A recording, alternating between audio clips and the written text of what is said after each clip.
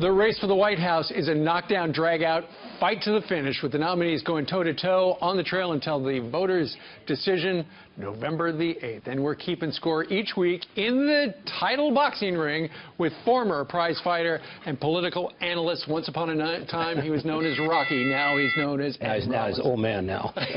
He is also the co-chair of the Great America PAC, which supports Donald Trump. Absolutely. Good morning. Got to start with the news of yesterday. Steve Bannon, guy who had a radio show across the street from us right now, has joined the campaign. So has Kellyanne Conway. What do you make of this? Steve Bannon's a tough guy. He knows a lot about media. I think he's going to take over the organization and the media element. So I expect the spots which are going to start this week are going to be very aggressive, very tough. A lot of Clinton cash. Yeah. They're going to move out of the ring that we're sitting here, which is Marcus of Queensberry, to the alley. This is going to be a knockdown street fight. It's a street brawl. Street brawl. Kellyanne is a first-rate professional. I've worked with her before. She is indeed. All right, Mr. Microphone, bring this down. All right, ladies and gentlemen, the first soundbite Ed's going to rank is Hillary Clinton versus Donald Trump on pessimism. He speaks about fear.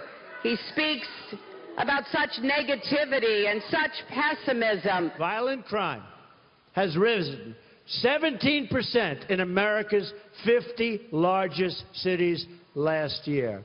Killings of police officers this year is up nearly 50%.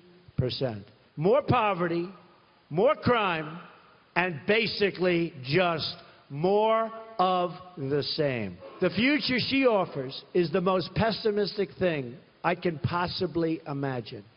Okay, so Ed, there you've got the dueling sound bites. Who won that? Well, she basically made her points, which is the traditional, we got to all love each other. He basically took the image of a burning city, Milwaukee, that had 3 nights of burning, cop cars being turned over, an incident that basically was a police officer who was basically ended up shooting a black criminal who wouldn't put his gun down. The city got torn apart. So anytime you have Molotov cocktails, windows being broken, buildings being broke, he tapped into that, I thought, very well. Okay, so round one to Donald Trump. Trump. Meanwhile, round two, you mentioned Milwaukee, so do they. In Milwaukee right now, we've got urgent work to do to rebuild trust between police and communities. You have to ask yourself, is Trump up to the job? Those peddling the narrative of cops as a racist force in our society, a narrative supported with a nod by my opponent, shared directly in the responsibility for the unrest in Milwaukee and many other places within our country. They have fostered the dangerous anti-police atmosphere in America. All right, Rocky, who got it right? Same issue again. I mean, obviously, a city burning, cops basically out there defending the community. He's on the side of the cops. She's on the side of the community. So my sense is he won that one easy again. All right, let's see if she's able to do something in round three. Hillary versus Donald Trump. ISIS, terror. Donald's been all over the place on ISIS. He talked about letting Syria become a free zone for ISIS. He's talked about sending ground troops, American ground troops. He says he won't tell anyone what he'll do because he wants to keep his plan, quote, secret.